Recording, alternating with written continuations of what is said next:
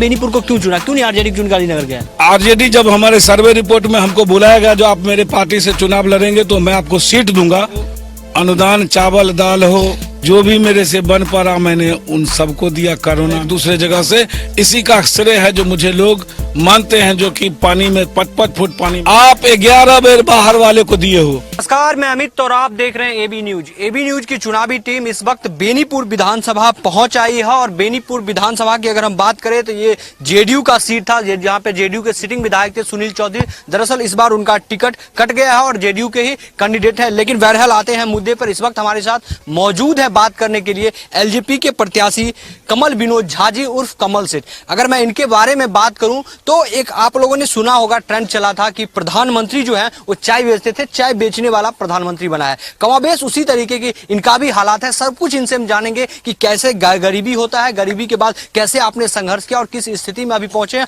और चुनाव में क्यों आए हैं। दरअसल इनके बारे में थोड़ा सा और बता दूं कि इनके पिताजी जो थे वो पान बेचते थे और उनके साथ ही ये काम में हाथ बटाते थे। उसके बाद ये महाराष्ट्र गए और बारीकी से हम इन्हीं से जानेंगे। सबसे पहले अजय भारत में स्वागत है जरा।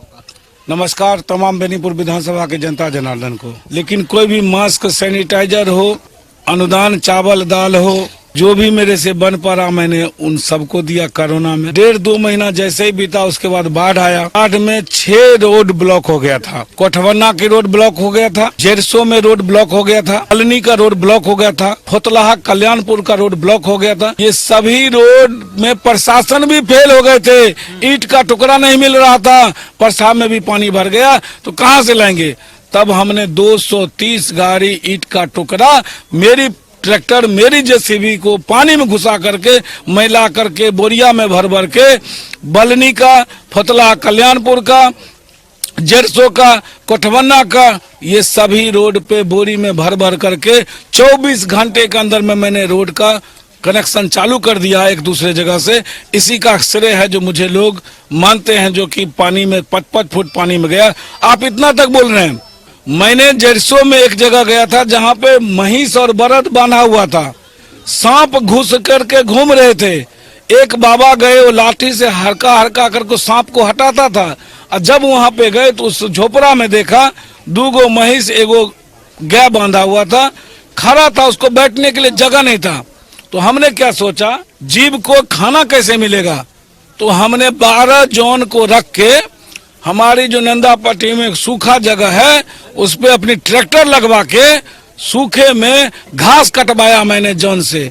जॉन लगवा के घास कटवा करके ट्रैक्टर में लोड करके हमने पशु को आहार पहुंचाने की काम किया। मेरे पास इतना दिमाग है जो भाई ये तो मनुष्य है, मांग के खा लेंगे, ये जानवर कहाँ से खाएगा। मेरी सोच तो इसी से पता लगा सकते जो आगे का फ्यूचर मेरा क्या सोच है।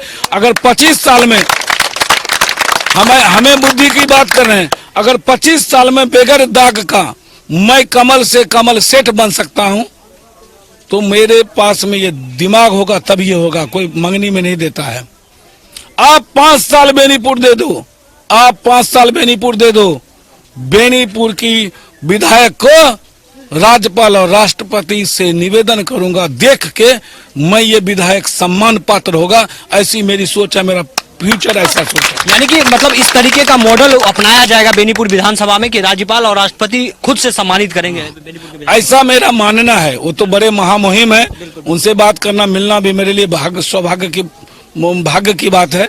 लेकिन मैं ये बात बोल रहा हूँ, इतना अच्छा काम करूंगा जो लोग मुझे बोलेंगे। मेरा बोलना ऐसा नहीं है, आप देख लीजिए, ठेकेदारी हो कि कोई भी काम हो, आप ठेकेदारी देते हैं, किसको देते हैं? गिने चुने आदमियों को ठेकेदारी बांट देते हैं। हमारे में ऐसा नहीं है। हाबीघर का ठेकेदारी योजना है तो हाबीघर में करेगा, नवादा का है तो नवादा में करेगा, महिनाम का है तो महिनाम में करेगा, पादी का है तो पादी में करेगा। जो वहां पे काम करेगा वहीं का जनता काम करेगा। उससे फायदा क्या होगा, कल की डेट में जो हमारे ऊपर आरोप लगाएंगे बहुत पैसा खाया होगा या बहुत योजना होगा, तो वहां की बुद्धिजीवी टीम से काम करवाया जाएगा। चाचा आपके नेतृत्व में ये काम होगा, आपके ही बच्चे करेंगे और करवा लीजिए। उसमें क्या होगा, कल अगर बाई चांस रोड टूट गया तो मेरे को कोई नहीं बोलेगा रोड टूट गया तो तुमने खाया होगा। मैं बोलूंगा चाचा आप ही लोग बनवाए थे, आप ही लोग किए, हमारे ऊपर दाग नहीं आना चाहिए। मैं बेदाग रहना चाहता हूं, मुझे सिर्फ सम्मान की जरूरत है।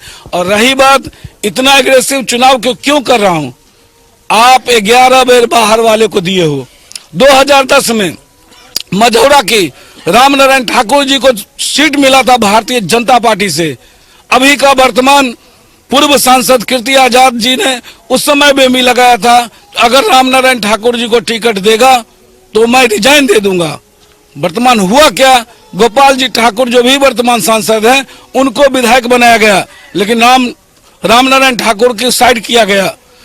2020 आया, आज कांग्रेस की सीट बनी है महागठबंधन में, वही वर्तमान का सांसद पूर्व सांसद उन्होंने फिर अड़ गया, जो मुझे अगर नहीं दोगे सीट तो मैं रिजाइन दूंगा कांग्रेस से। फिर सीट मिला, एक सुनील चौधरी गए, दूसरे मिथिलेश चौधरी को यहाँ पे ले गया। क्या ये बेनीपुर का विधानसभा, क्या यहाँ का बेटा के पास किसी का क्षमता नहीं? मेरे पास छोड़ दीजिए, बेनीपुर विधानसभा में कोई बेटा नहीं है कि चुनाव लड़ सकता है। हम कितने दिन तक ये बेनीपुर को बंधक रखेंगे? क्यों नहीं आवाज उठा रहा है? सबको अपना अपना कहीं न कहीं स्वार्थ है, इसलिए बाहर का रखा हुआ है। मैं उस अस्तित्व की लड़ाई दे रहा हूँ जो बेनीपुर विधानसभा की बेटा बेनीपुर विधानसभा को विधायक बने, जो इस मट्टी से दुख सुख में साथ रहे। अब हमारी विधायक रहेगा हायाघाट से। हम यहाँ के विधायक अभी एनडीए का विधायक है, जो भी एनडीए का कैंडिडेट है उस जिस क्षेत्र से आए हैं वो अभी बेनीपुर में बोल रहे हैं मैं विकास करने आ रहा हूँ, मैं विकास करूंगा। मैं पूछना चाह रहा हूँ, जो पेपर अशोक पेपर मिल आपके क्षेत्र में बंद पड़ा है, उसको आपकी सरकार है, आपकी सत्ता है, आप उसको चला नहीं पाए और बेनीपुर के विकास करने की बात कर रहे हैं। आप अगर माननीय पूर्व सांसद जी अगर टिकट लिए हैं तो बेनीपुर की बच्चे को, बेनीपुर की कार्यकर्ता को टिकट दिलाते, आपकी पॉकेट वाले को टिकट यहाँ पे दिलाए। क्यों बेनीपुर की हत्या करवा रहे हैं? राजनीतिक हत्या क्यों करवा रहे हैं? बेनीपुर का बच्चा, बेनीपुर का नेता कब तक आपका झोरा उठाएगा? इस झोरा नहीं उठावे, इसकी आंदोलन में मैं सभी जनता जनार्दन से अपील करता हूं, मेरे जैसे आदमी के साथ आए और बेनीपुर को अपनी गिरवी जो बंधक रखा है, पार्टी को मुंहतोड़ जवाब दे। यहाँ की जनता वोट दिया है, जनता ही यहाँ की सेवा करे। बिल्कुल बिल्कुल। देखिए, एक चुनावी गलियारों में एक चर्चा चल रही थी कि आपको जो है वो बड़ी पार्टी बिहार में मानी जाती है आरजेडी, उन्होंने भी ऑफर किया था कि आप अलीनगर से चुनाव लड़ लिए, एक बड़ी पार्टी मानी जाती है, एक बड़ा जनाधार होता है उनका, लेकिन उसके बावजूद भी आपने बेनीपुर को क्यों चुना? क्यों नहीं आरजेडी चुन कर अलीनगर गया? मुझे देखिए, बोलने में कोई हिचकिचाहट नहीं है। मैंने आरजेडी को भी, आरजेडी जब हमारे सर्वे रिपोर्ट में हमको बुलाया गया जो आप मेरे पार्टी से चुनाव लड़ेंगे तो मैं आपको सीट दूंगा, तो मैंने उस समय भी क्वेश्चन कर दिया था जो मैं आपका सदस्यता तब लूंगा जब मुझे सिंबल देंगे। मैं इंडिपेंडेंट था, इंडिपेंडेंट होऊंगा, मैं दाग नहीं लगाऊंगा। आज बुधवार को ये पार्टी या बृहस्पतिवार को ये पार्टी, ये मेरे पास नहीं लिखा है, मैंने किसी का सदस्य नहीं बना था। मैंने सिंबल जिस दिन देंगे उस दिन मैं आपका सदस्यता गणन करूंगा। आरजेडी ने मुझे सीट देने के लिए बोला गया था, आरजेडी ने सीट पर में मुझे तैयारी करने के लिए बोला, मैंने तैयारी किया, लेकिन आरजेडी का यहाँ से मैंने बोल ही दिया, जो कि वे वर्तमान पूर्व सांसद जी थे वो लड़ गए और सीट बदली नहीं हो पाया।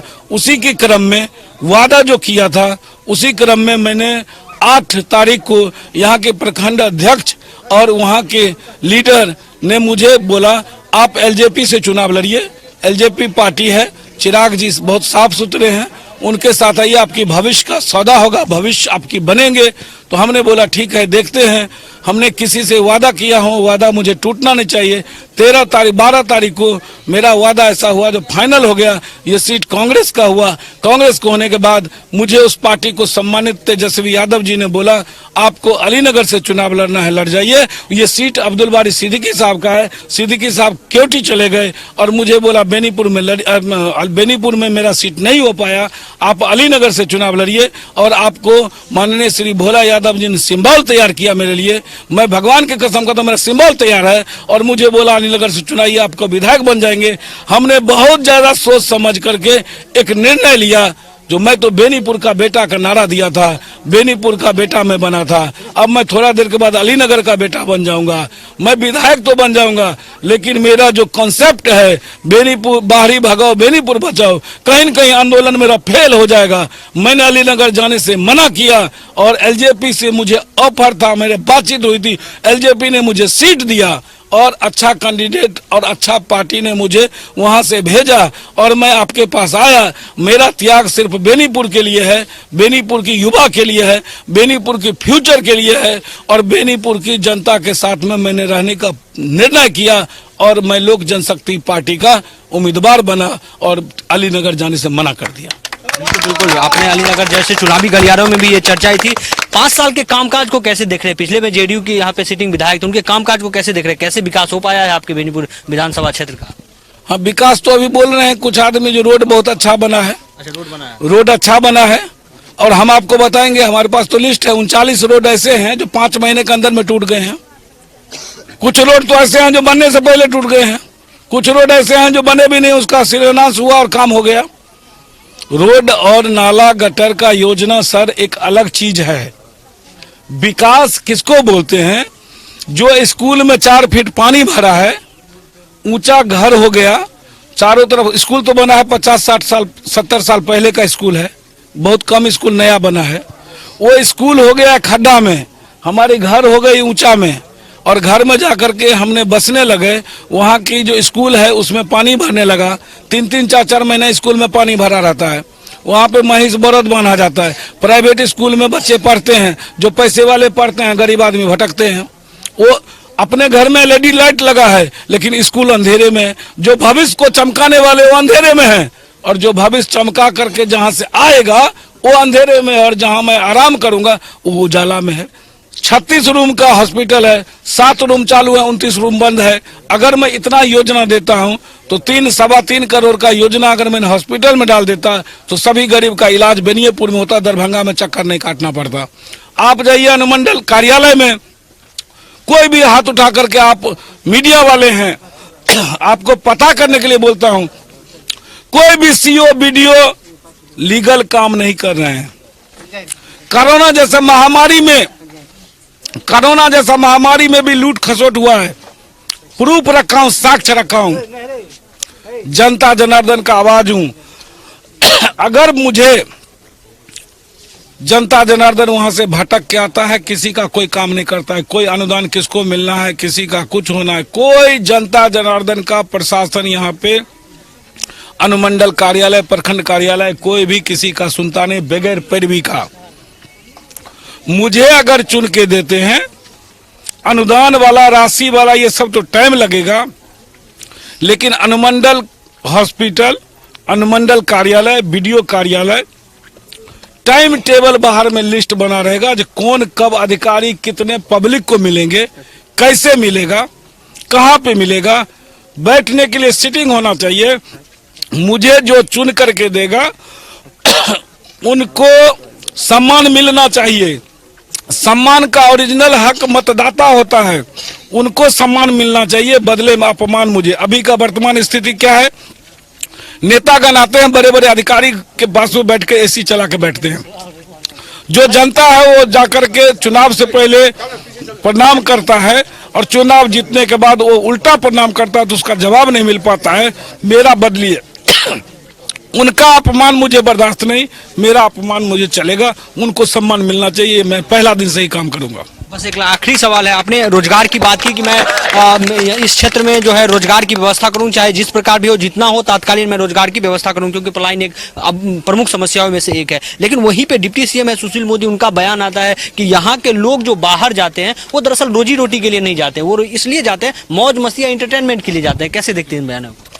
मैं क्या बोल रहा हूँ सर, छोटी मुंह बड़ी बात नहीं करना चाहिए। मैं विधायक की चुनाव लड़ रहा हूँ तो विधायक तक ही सीमा से रहना चाहता हूँ, लेकिन बता देता हूँ दुख।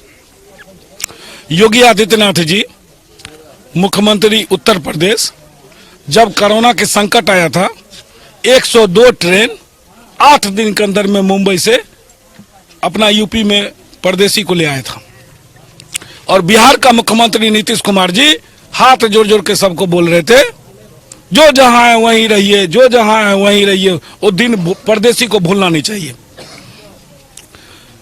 लास्ट में जितना बिहार के लोगों को इस कोरोना में तकलीफ हुआ है, उतना भारत में किसी भी स्टेट वाले को तकलीफ नहीं हुआ है।